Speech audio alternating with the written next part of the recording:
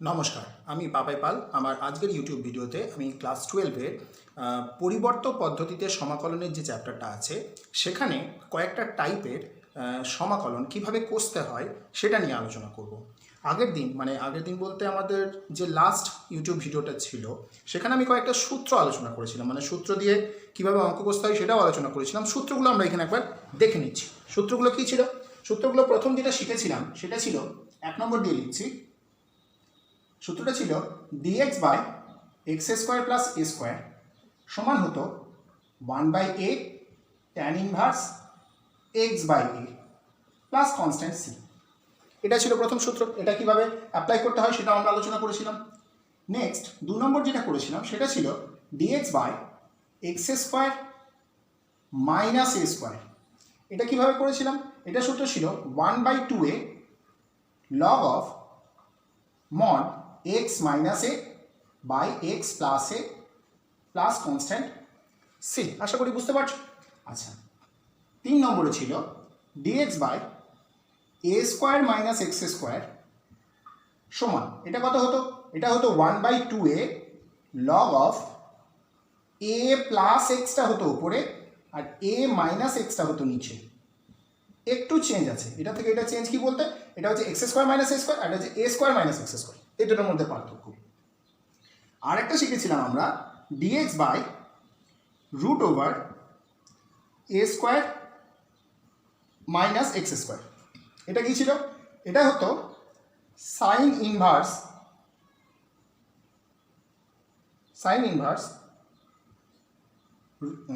Root নয়, sine inverse x by a plus C.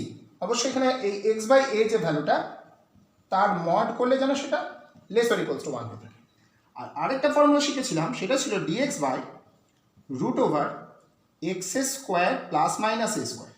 এটা কি ফর্মুলা ছিল? এটা হতো log x plus root over x square plus minus a square plus c. এই 5খানা ফর্মুলা আমরা আগের দিন আমাদের আগের যে ভিডিওটা আছে সেই ভিডিওতে আলোচনা করেছিলাম, ঠিক আছে?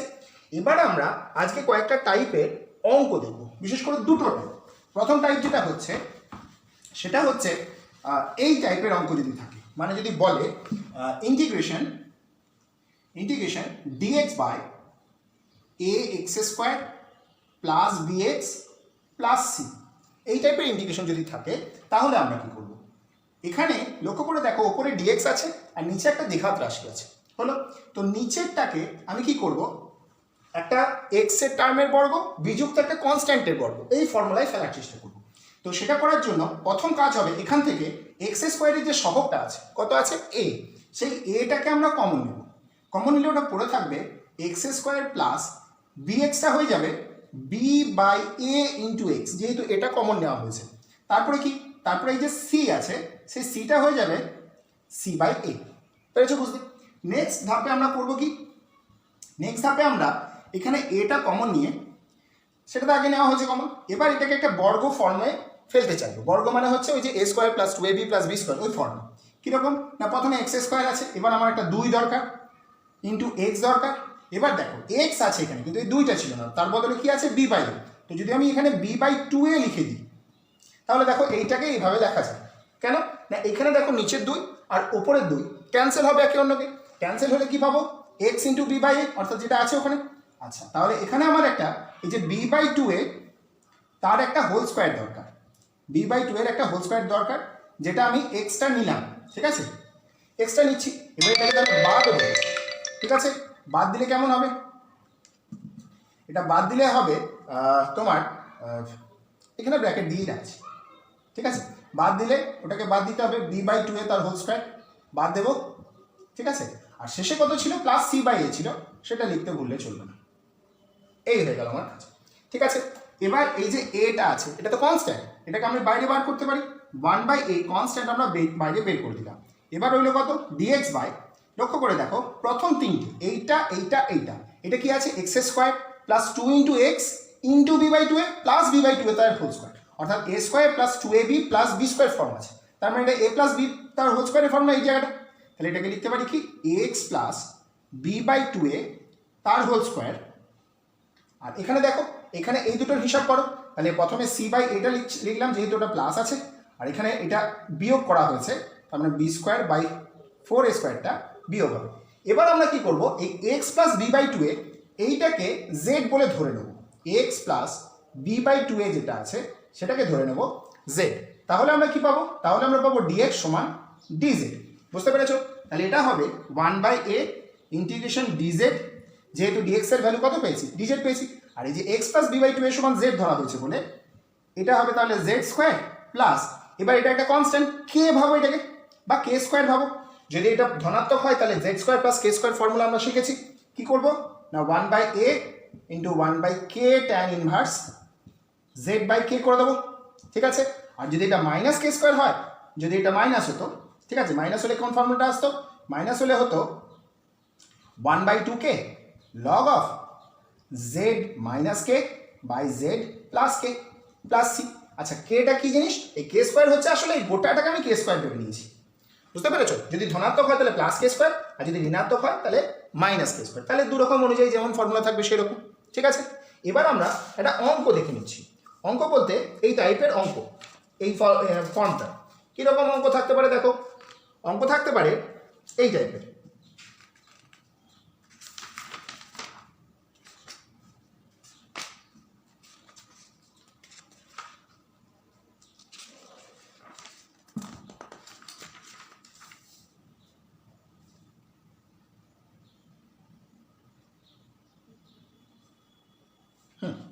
তাহলে এই টাইপের একটা অঙ্ক কষে দেখছি আমরা। প্রথম কীরকম থাকতে পারে না, দেখো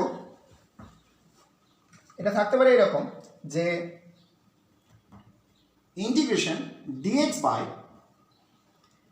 x square plus 4x plus 8, এইটা থাকতে পারে। তো দেখো এখানে এক্স স্কোয়ারের সহগ 1 আছে, তাহলে কমন নেওয়ার এখানে কিছু নেই, কমন নেওয়ার কাজটা কমে গেছে এখানে। এবার আমি কি করবো, এক্স স্কোয়ার, এবারে যে 4x আছে সেটাকে আমরা লিখবো 2 ইন্টু এক্স ইন্টু 2, দেখা যাক, তখন 2 এর সঙ্গে 2 গুণ করো 4 পাবে, তার সঙ্গে x গুণ করলে তুমি 4x পাবে। আচ্ছা, এর সঙ্গে তুমি একটা 2 এর স্কোয়ার যোগ করবে। ঠিক আছে, 2 এর স্কোয়ার যোগ করলে তোমার কি হবে, তুমি এই তিনটে দিয়ে ফর্মুলা করতে পারবে, a square plus 2ab plus b স্কোয়ারের ফর্মুলা করতে পারবে। এবার তোমার এখানে একটা প্লাস 8 আছে, এখানে তুমি একটা প্লাস 2 এর স্কোয়ার নিয়েছো যেটা তোমার আগে লাইনে ছিল না, তো সেটাকে তোমাকে ফেরত দিতে হবে, সেই জন্য মাইনাস 2 স্কোয়ার দিয়ে ওটাকে ব্যালেন্স করে দিলাম। আচ্ছা, তাহলে এটা কেমন হবে, এটা হবে ডিএক্স বাই, এই প্রথম তিনটাকে নিলে তুমি পাবে কত, এক্স প্লাস 2 তার হোল স্কোয়ার পাবে, আর এখানে 8 থেকে 2 এর স্কোয়ার বাদ দিচ্ছি, 2 এর স্কোয়ার মানে হচ্ছে 4, 8 থেকে 4 বাদ দিলে 4 হয়। ঠিক আছে, এবার অনেকে এই 4টাকে 2 এর স্কোয়ার ভাবতে পারো। বুঝতে পেরেছো? এবার মনে মনে এই এক্স প্লাস 2টাকে আমরা জেড বলে ধরে নিচ্ছি, ধরি এক্স প্লাস 2 যেটা সেটা হচ্ছে আমার জেড। তাহলে আমি কি পাবো, তাহলে আমি পাবো ডিএক্স সমান ডিজেড। তাহলে ব্যাপারটা দাঁড়াবে উপরে ডিএক্স এর জায়গায় ডিজেড বসিয়ে দিলাম, যেহেতু ডিএক্স সমান ডিজেড, আর এই যে এক্স প্লাস 2 যেটা সেটা আমার কত, জেড আছে ধরেছি, তাহলে এটা জেড স্কোয়ার প্লাস 2 স্কোয়ার দাঁড়াবে। আশা করি বুঝতে পেরেছো? আচ্ছা, জেড স্কোয়ার প্লাস 2 স্কোয়ার, এবার এটার ফর্মুলা আমরা জানি কত না, এটা হচ্ছে 1/2 tan inverse z by 2 plus constant c, যেখানে সি হচ্ছে আমার সমাকলন ধ্রুবক।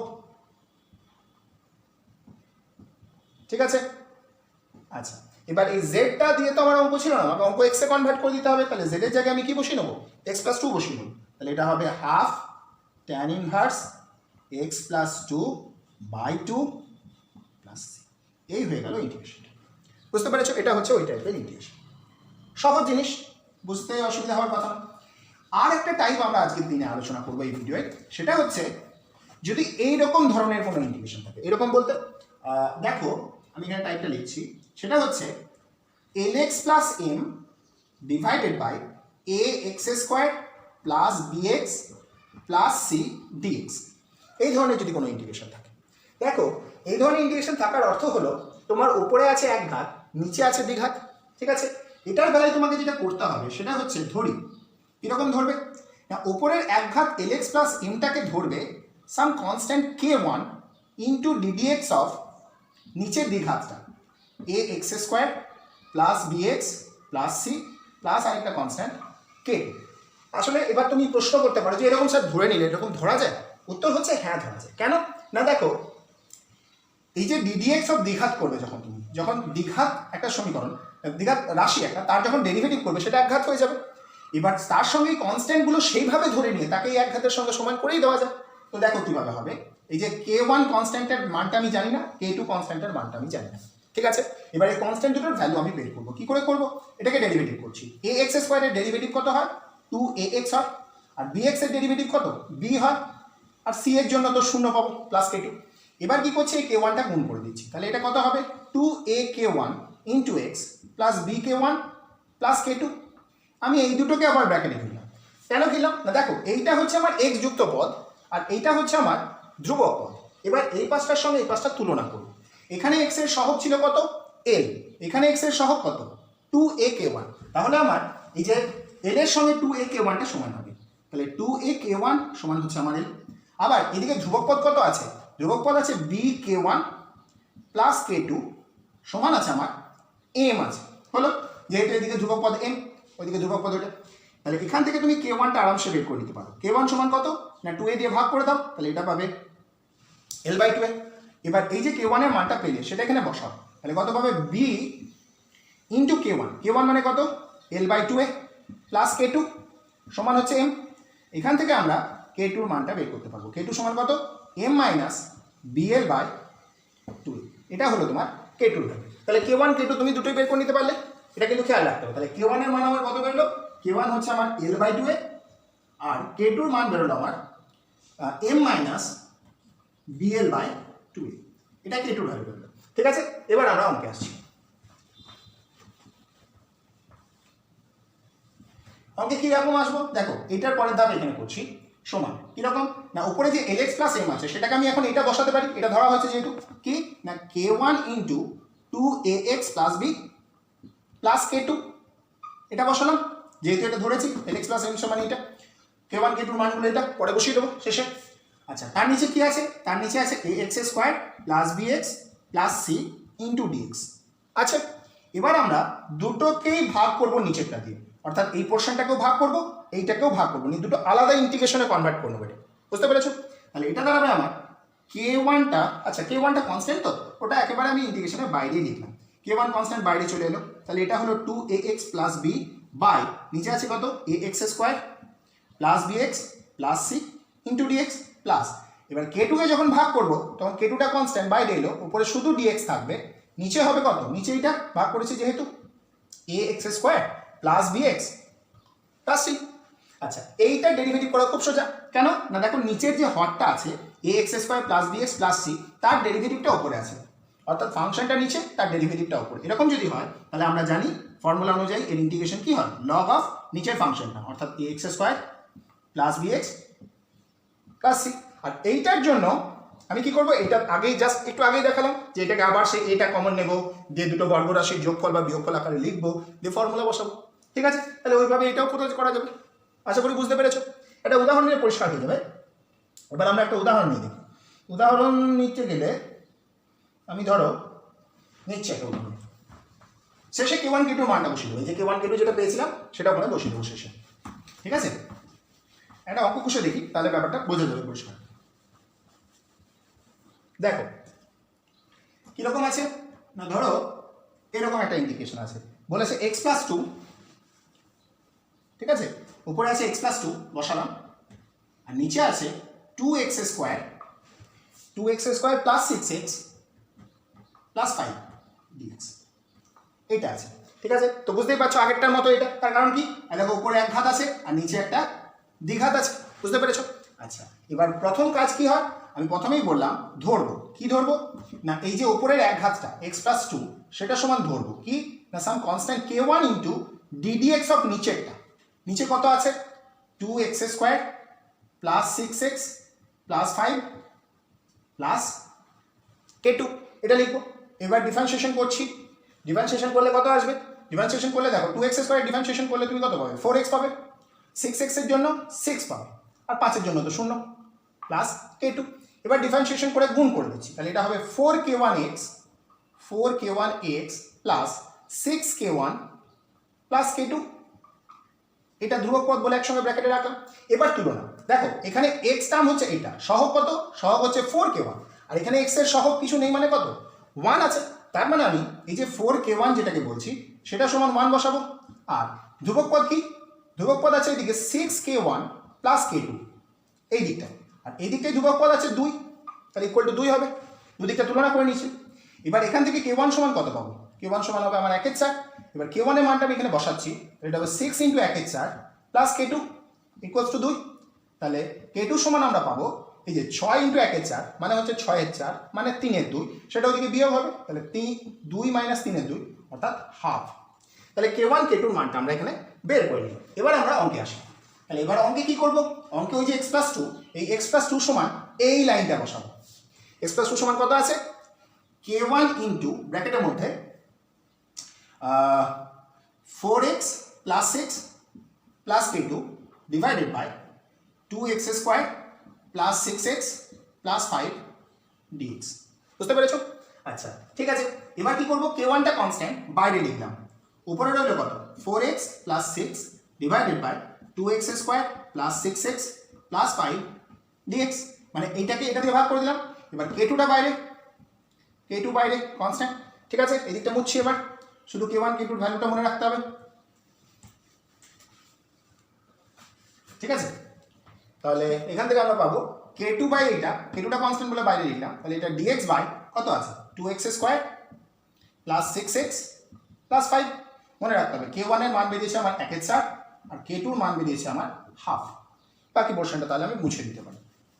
ঠিক আছে, আচ্ছা এবার দেখো এই নিচের জিনিসটা ডিফারেন্সিয়েশন করলে উপরের জিনিসটা আসে কিরকম না, 2x স্কোয়ার তার ডিফারেন্সিয়েশন করলে 4x হয়, আর 6x এর ডিফারেন্সিয়েশন করলে 6 হয়, আর 5 এর ডিফারেন্সিয়েশন করলে 0 হয়। তার মানে আমার এখানে নিচের ডেরিভেটিভটা উপরে আছে। এবার নিচের ডেরিভেটিভটা যদি আমার উপরে থাকে তাহলে সেটার ইন্টিগ্রেশন আমরা জানি কত হয়? লগ অফ নিচেরটা, log of 2x square plus 6x plus 5 এটা হবে। আচ্ছা k1 এর মানটা বসিয়ে দাও। k1 সমান কত বের করেছি? ওই যে k1 এর ভ্যালু হচ্ছে আমার 1/4, সেটা লিখে দিলাম। আচ্ছা প্লাস এবার k2 কত? k2 হচ্ছে আমার হাফ dx। এবার আমি কি বলবো? এই যে x স্কোয়ারের যে সহগ 2 সেটা আবার কমন নিতে হবে, তাহলে আমি পাবো কত? তাহলে এটা আমার হবে x স্কোয়ার প্লাস 6xটা হয়ে যাবে আমার 3x আর 5টা হয়ে যাবে 5/2। ঠিক আছে, তাহলে এটা পাবো 1/4 log of 2x square plus 6x plus 5 plus, এবার এই দুইটা বাইরে বের করছি, তাহলে এই দুইয়ের সঙ্গে এই দুইটা গুণ করলে 1/4 দেবে। আচ্ছা ইন্টিগ্রেশন dx বাই, তাহলে এটা হচ্ছে x স্কোয়ার, 3x কে তুমি লিখতে পারো 2 × x × 3/2, তাহলে এখানে আমার একটা 3/2 হোল স্কোয়ার লাগবে, নিলাম। ঠিক আছে, রইল কত? 5/2, সেখান থেকে বাদ দেবো কত? 3/2 হোল স্কোয়ার মানে 9/4 বাদ দেবো। ঠিক আছে, এই যে এখানে একটা 9/4 নিয়েছিলাম এক্সট্রা, সেটাকে ব্যালেন্স করার জন্য -9/4 করা হবে। ঠিক আছে, নেক্সট তারপরে কি হবে? এবার 1/4 log of 2x square plus 6x plus 5 এটা লেখার পর এখানে করব dx বাই এই প্রথম তিনটেকে নিয়ে নাও, তাহলে কত পাবে? x প্লাস 3/2 তার হোল স্কোয়ার। ঠিক আছে, আর 5/2 থেকে তুমি যদি 9/4 বিয়োগ করো, 4 লসাগু, 10 থেকে 9 বাদ দিলে 1/4, তাহলে ওটা হয়ে যাবে তোমার প্লাস 1/4 অর্থাৎ 1/2 এর হোল স্কোয়ার লেখা যায়। ওকে বেশ, তাহলে এইটার ইন্টিগ্রেশন করা এবার খুব ইজি হয়ে গেল। কীরকম না, লক্ষ্য করে দেখো, এটা দাঁড়াবে প্রথমটা কি আছে? 1/4 log 2x square plus 6x plus 5 যেমন আছে বসালাম। এবার এটা 1/4, এটাকে যদি জেড ভাবো, x প্লাস 3/2 থেকে যদি জেড ভাবো, তাহলে dx সমান dz হবে। তাহলে ব্যাপারটা দাঁড়াবে তোমার dz by z square plus half তার হোল স্কোয়ার, মানে এটা ট্যান ইনভার্সের সূত্রটা হবে। তাহলে এটা হবে 1/a, a মানে কত এখানে? হাফ, ট্যান ইনভার্স z মানে কত? x plus 3/2 by half plus constant c। ঠিক আছে, এবার এটা একটু সিম্পলিফাই করে নিতে হয়। এই 1/2টাকে উপরে উঠালে 2 হয়ে যায়, 2 এর সঙ্গে 4 কেটে এটা পুরোপুরি আমরা হাফ পাই। তাহলে এটা আমি পুরোপুরি ইয়ে করে হাফ লিখে দিচ্ছি এখানে। ঠিক আছে, আর এখানেও লসাগু করতে পারো, তাহলে এটা 2x প্লাস 3 হবে শুধুমাত্র, তো সেটা করলেও হয়, না করলেও হয়। তো এইভাবে এই দ্বিতীয় টাইপের অঙ্কগুলো কষতে হবে। ঠিক আছে, আশা রাখি তোমরা বুঝতে পেরেছো। এইভাবে ভিডিওগুলো দেখতে থাকো আর চ্যানেলটা সাবস্ক্রাইব করো, তোমরা সুবিধা হবে তোমাদের। ঠিক আছে, থ্যাংক ইউ।